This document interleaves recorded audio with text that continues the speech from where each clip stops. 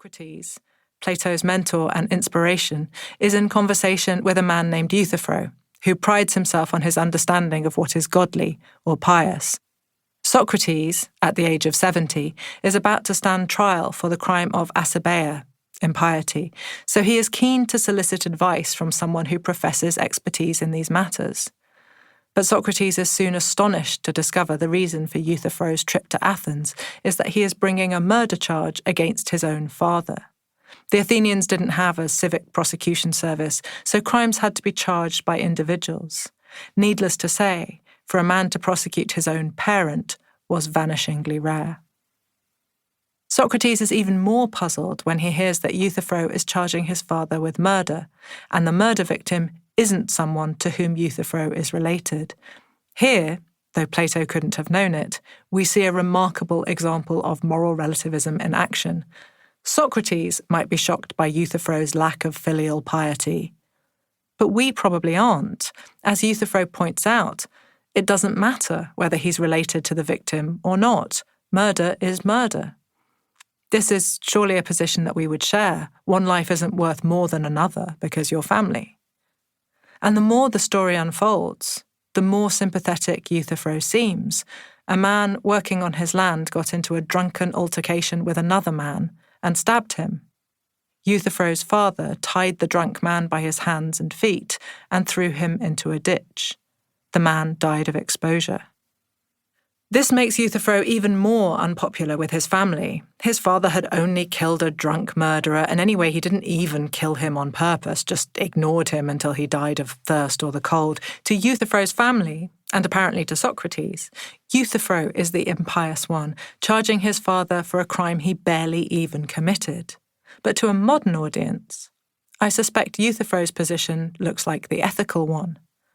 When challenged by Socrates on his notions of piety and impiety, Euthyphro claims no less an authority than Zeus as his inspiration.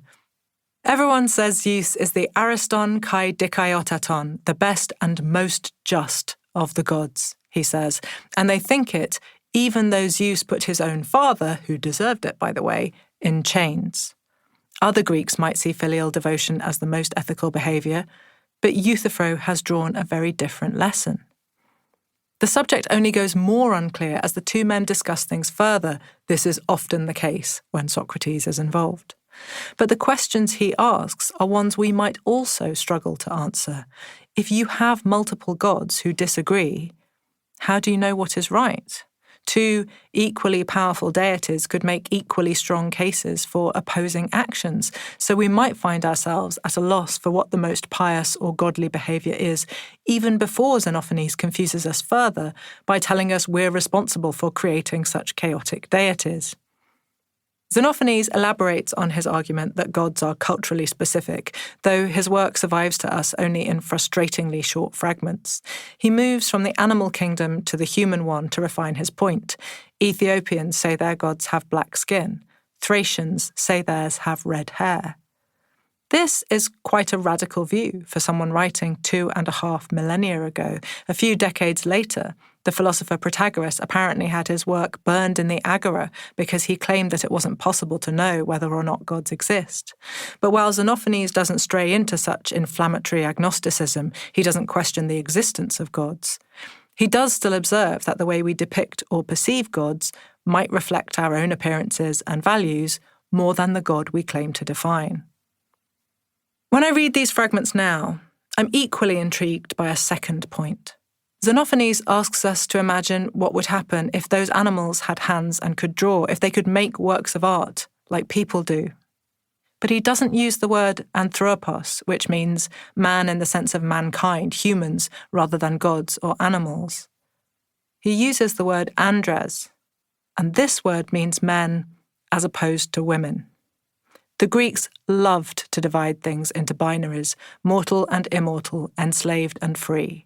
So Xenophanes is considering not the way that humans in general depict gods, but the way that specifically men do. As I said, his work is fragmentary, and I am not claiming Xenophanes as a radical proto-feminist. But I have found myself coming back to this line and wondering what it might mean if men, and only men, made images.